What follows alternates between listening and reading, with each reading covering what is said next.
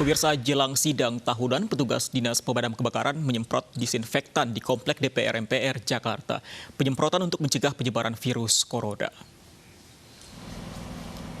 54 petugas pemadam kebakaran pagi tadi menyemprot disinfektan di Komplek MPR DPR Jakarta. Penyemprotan disinfektan berlangsung di area luar dan dalam gedung dengan menggunakan 7 unit mobil pompa dan 9 alat sprayer. Jelang sidang tahunan kenegaraan yang akan dilaksanakan 14 Agustus, gedung DPR dilakukan penyemprotan disinfektan sebagai antisipasi sebaran virus corona.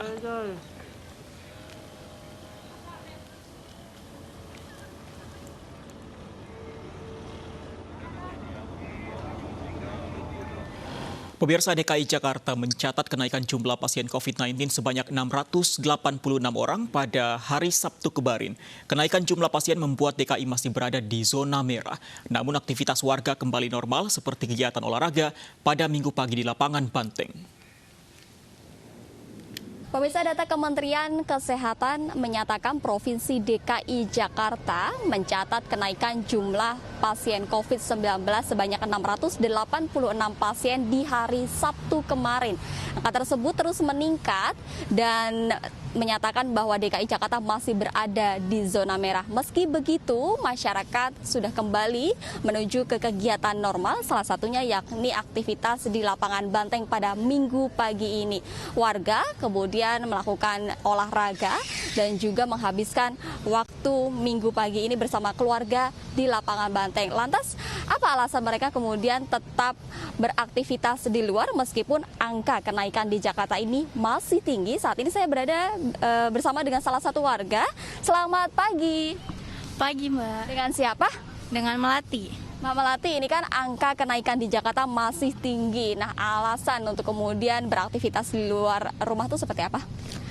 Karena kan COVID-19 ini kan sudah lama ya, jadi kita suruh untuk di rumah terus.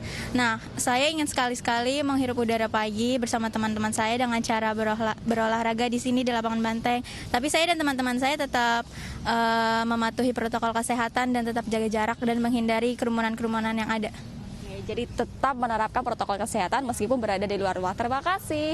Sementara itu, Presiden menerbitkan instruksi Presiden nomor 6 tahun 2020, yakni tentang pengendalian COVID-19. Salah satunya yakni adalah adanya penerapan denda bagi para pelanggar protokol kesehatan. Diharapkan nantinya dengan dilakukan denda tersebut, maka mengubah pola hidup masyarakat untuk tetap kemudian menjaga pola kesehatan dan terhindar dari COVID-19. Dari Jakarta, Ririn Oktaviani, Julia Lorena, Purwandi, iNews melaporkan.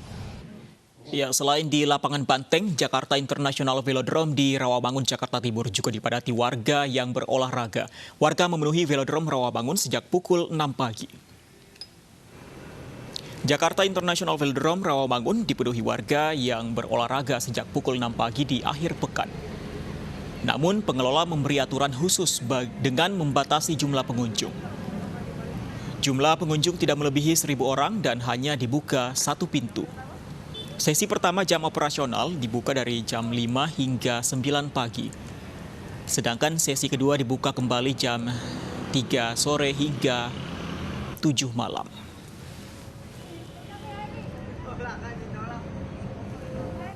Dan untuk informasi selengkapnya sudah ada Armalina di Velodrome Rawamangun, Jakarta Timur. Ya, selamat siang Armalina, seperti apa suasana di sana? Apakah protokol kesehatan masih diterapkan? Ya, Fandi dan juga pemirsa, untuk kondisi di Jakarta International Velodrome ini saat ini memang sudah sepi begitu karena memang untuk jam operasionalnya sendiri ini diperbolehkan dimulai dari pukul 5 pagi hingga pukul 9 pagi dan nantinya ini akan dibuka kembali saat pukul 3 sore hingga pukul 7 malam. Dan untuk protokol kesehatannya sendiri untuk di lokasi ini memang sudah diterapkan oleh petugas setempat, yaitu jika kapasitas ini sudah 1.000 orang begitu, ini langsung ditutup dan tidak diperbolehkan bagi warga masuk ke area dalam untuk melakukan aktivitas berolahraga. Namun memang tadi akhirnya sebagian warga ini yang sudah datang dan tidak bisa masuk ke dalam, mereka akhirnya memilih untuk berolahraga di luar. Kami tadi sempat mewawancarai dengan sejumlah warga yang sudah datang ke kawasan Velodrome, namun akhirnya mereka tidak bisa masuk ke dalam. Berikut hasil wawancara kami.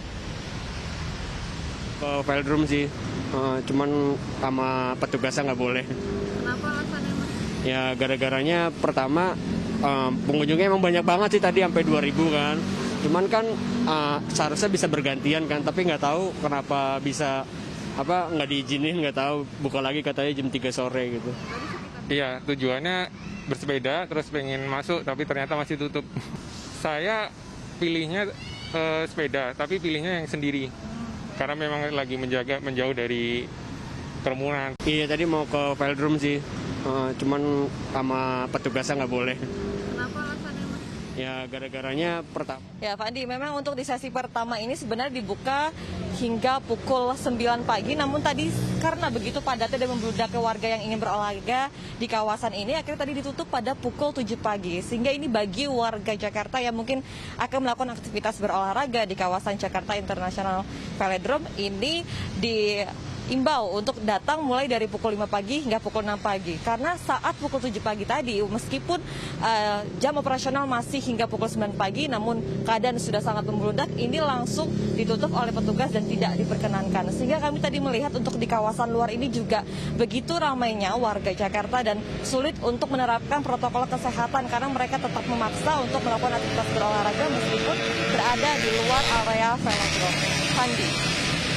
Armalina melaporkan langsung dari Velodrome Rawamangun, Jakarta Timur. Pemirsa, sarapan pagi merupakan waktu makan paling penting karena dapat menyehatkan tubuh dan membuat diri menjadi bahagia. Kami hadirkan informasi selengkapnya usai jeda.